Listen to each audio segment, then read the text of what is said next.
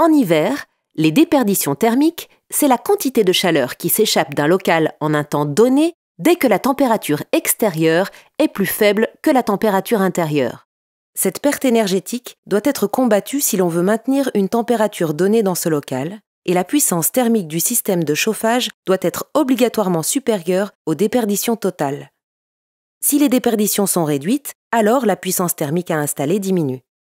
Les déperditions d'une construction s'expriment en kilowatts. Elles sont directement dépendantes de la différence de température entre la température intérieure et la température extérieure. La température intérieure est conventionnellement prise à 19 degrés, mais peut être remplacée par la température de consigne choisie par les occupants.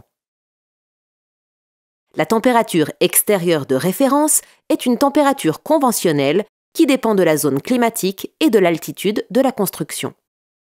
Cette température correspond à la limite pour laquelle l'installation pourra garantir le maintien de la température intérieure.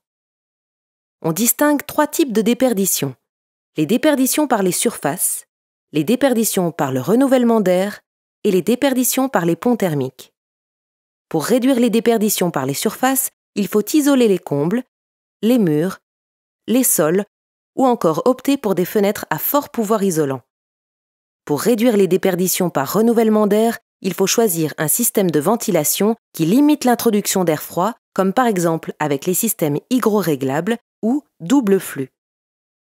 Pour réduire les déperditions par pont thermique, des rupteurs de pont thermique doivent être mis en œuvre dans les constructions neuves et l'isolation par l'extérieur réduit fortement ces pertes dans tous les cas.